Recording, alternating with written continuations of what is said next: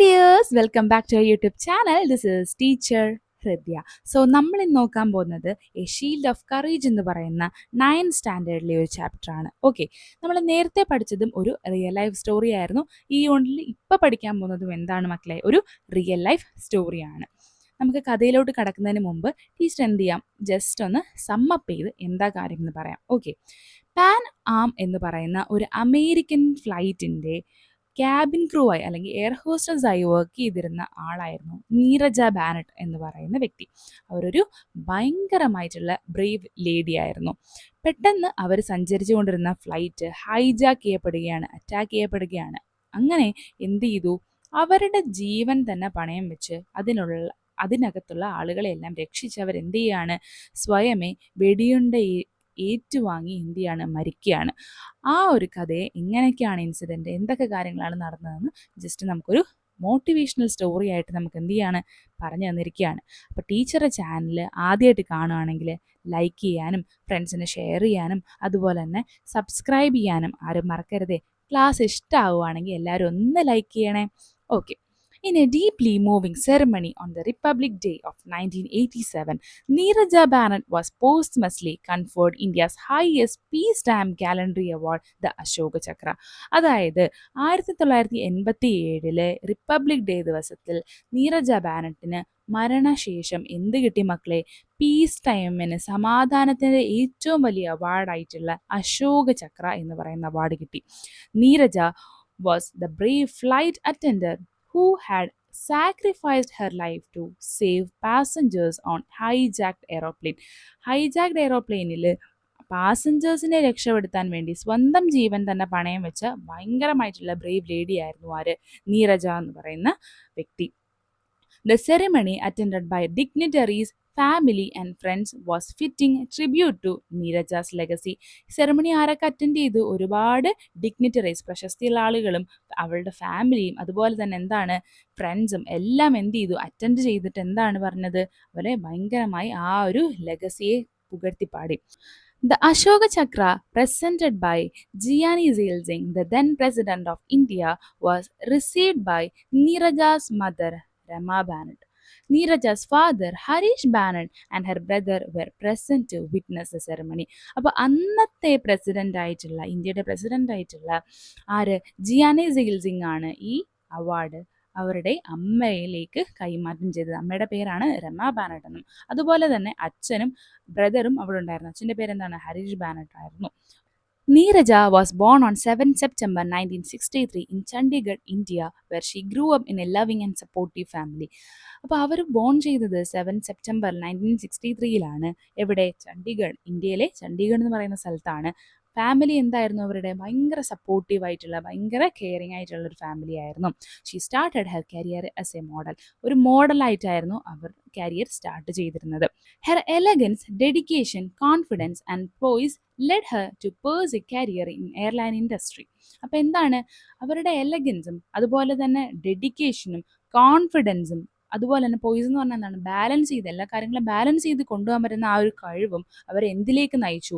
Airline industry എന്ന് പറയുന്ന ഫീൽഡിലേക്ക് അവരെ കൊണ്ടുവന്നെത്തിച്ചു.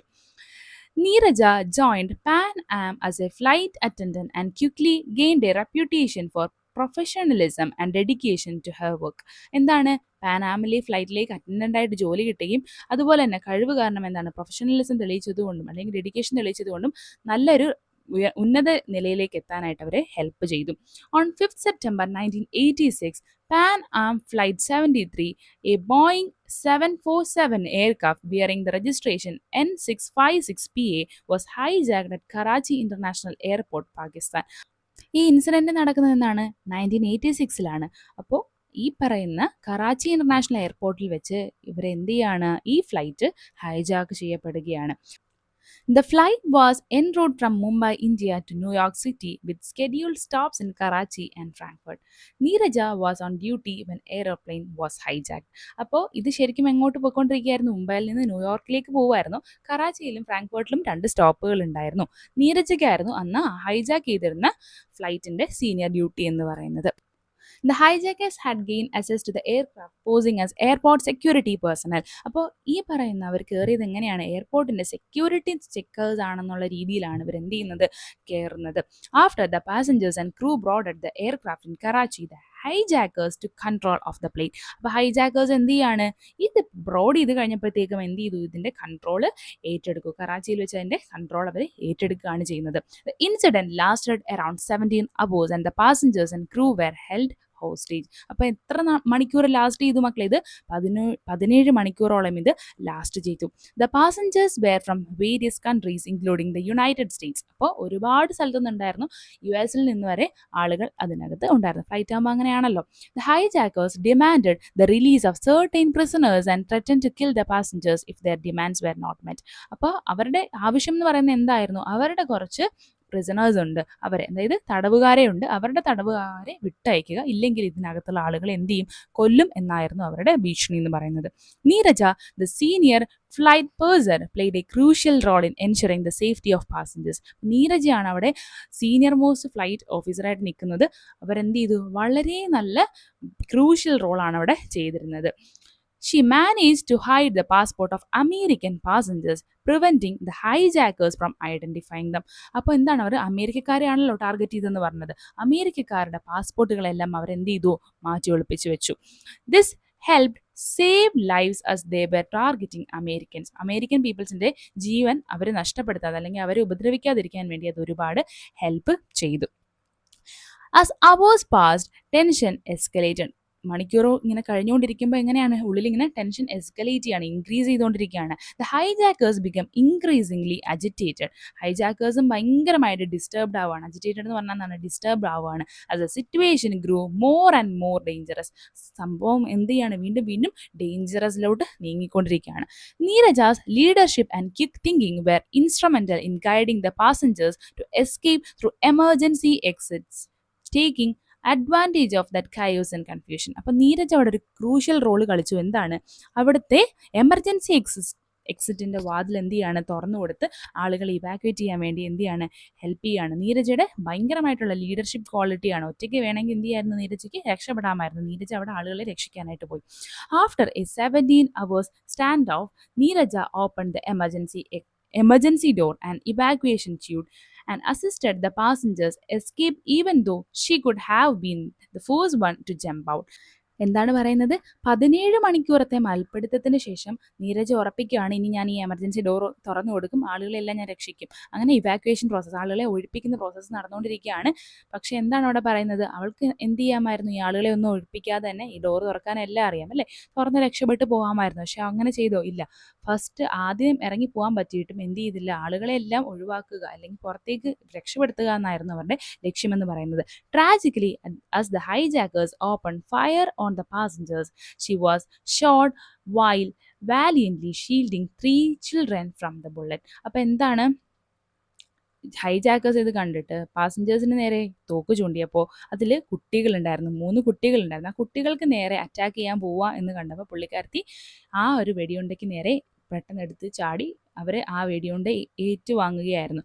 വാലിയൻലി എന്ന് പറഞ്ഞതാണ് ഹീറോയിക് ഡീഡ്സ് എന്നൊക്കെ പറയത്തില്ലേ, അങ്ങനത്തെ ധീരപ്രവൃത്തിയായിരുന്നു അവരുടേത്.